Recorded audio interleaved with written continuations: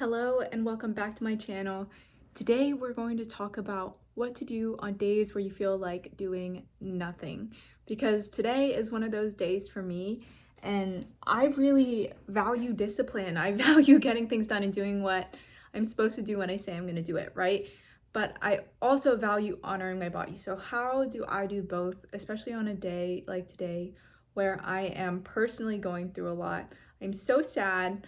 I cut my finger with a knife. It hurts so bad.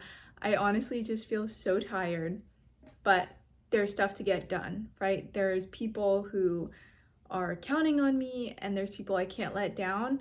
But first and foremost, how do I not let myself down as well? Because I used to just like chug another energy drink, like really push through the feeling.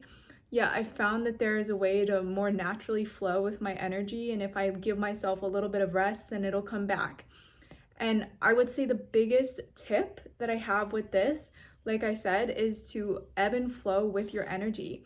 Because even in a day where I don't feel like doing much, first of all, I figure out what's essential to be done for the day. What do I really have to do, right? Because on a day where we can be like, get all of our goals done, be super consistent, do everything. Like, I do like to plan out my weeks and I do like to lay things out.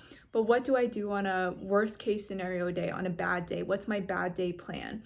And I have that in place. So if I'm having a really bad day, I'll write down what absolutely has to get done that day. I'll also think about some things that I'm looking forward to later in the day. Like, later in the day, I'm gonna go to this taco place by my house. I'm gonna get some tacos.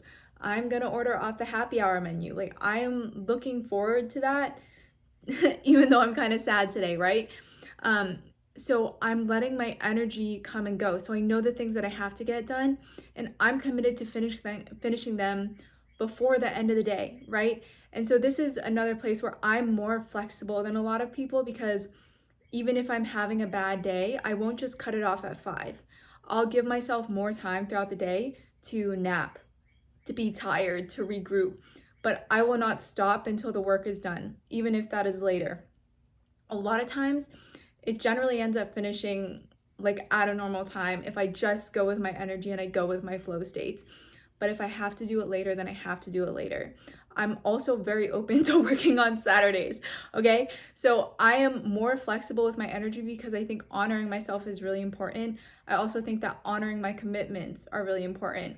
So again, just to recap, figure out what your bad day plan is. For me, again, it's just writing down the things that are super important to actually get done for that day and that week. I also am open to expanding the amount of time total that I have to work.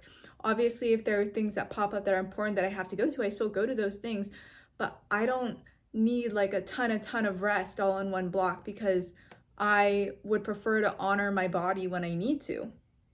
And that's just what works for me. If that offends you, if you're like, heck no, maybe we just have different value sets. But for me, I really work better when I am listening to the flow of energy that God gives me. Okay. So this is just like, if you're a woman, like you might relate to this a little bit more. Like, we're not men, we can't work the same day in, day out, whatever.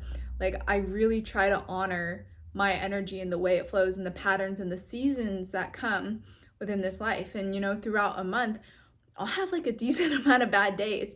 And I used to be such a perfectionist. I used to really beat myself up for having bad days and be like, why didn't I get 100% of these things done that are really difficult to achieve? Whereas now I get more done because I don't get discouraged on bad days, because I didn't give up. I did the bad day plan. And so therefore I'm still on track, right? It's not about being perfect. It's about having a plan. It's about knowing what to do. And if you're here and you're listening to this message is for you, right? There's a reason you clicked on this video. Is because you're probably having a bad day.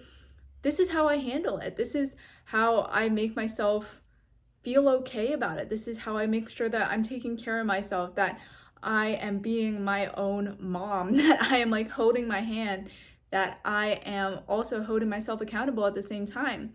Because we can't just let everything go, right? That's not acceptable. That's not acceptable to just not keep to our commitments. But we also have to make sure that we're taking care of ourselves, okay? So that's my TED Talk for the day. Like this video, subscribe, do what you will. Obviously, this is a little bit more difficult if you have to go into an office and you don't work for yourself. I feel like I always do this halfway through and then I'm like, oh, I thought of one last point. So this is my bonus point. This is more difficult if you have a job that you go into, or if you're like not fully remote the way that I am. Yeah, at the same time, like you can still take it easy within the office. I used to go for walks like in my work. No one cared because you know what? I was good at my job and I got shit done.